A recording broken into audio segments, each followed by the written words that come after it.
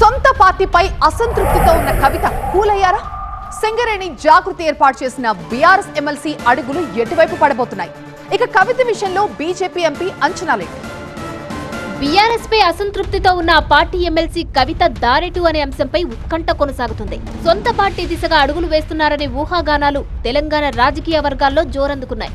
నిన్న కవితతో బీఆర్ఎస్ రాజ్యసభ సభ్యుడు Damodar Rao, party legal cell incharge Gandra Mohan Rao సమావేశమయ్యారు. ఈ కీలక భేటీ తర్వాత కవిత కూలయ్యారా అనే ఆసక్తి నెలకొంది. కవితను బుజ్జగించేందుకే ఈ ఇద్దరు నేతలను బీఆర్ఎస్ రంగంలోకి దించిందనే టాక్ వినిపిస్తుంది. మరోవైపు కవిత వ్యవహారంపై బీజేపీ ఎంపీ రఘునందన్ రావు కీలక వ్యాఖ్యలు చేశారు.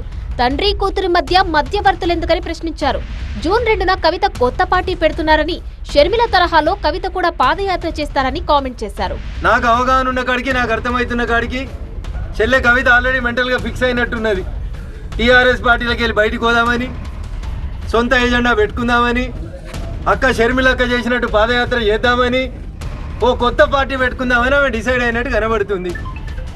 తేదీ ముహూర్తం కూడా నాకు అర్థమైన కాడికి బహుశా జూన్ 2వ తారీఖున కవితమ్మ కొత్త పార్టీ పెట్టవచ్చు. అంతకుమించి కొత్త కనబడేది ఏముంది? ఆడ కొట్లాట ఏముంది? తండ్రి కూతుర్లు, అన్న చెల్లెళ్ళు, పక్క రాష్ట్రంలో ఏమైందో చూసినాం. ఈ రాష్ట్రంలో కూడా గదే అవుతుంది. ఇదిలా ఉంటే తన యాక్షన్ ప్లాన్ అమలు చేసే దిశగా కవిత అడుగులు వేస్తున్నట్టు కనిపిస్తుంది. ఇందులో భాగంగా తెలంగాణ జాగృతికి సంబంధించి 11 ఏరియాలకు కోఆర్డినేటర్లను నియమించారు. సంస్థను కాపాడడమే ధ్యేయంగా సింగరేణి జాగృతి ఏర్పాటు చేశామన్నారు.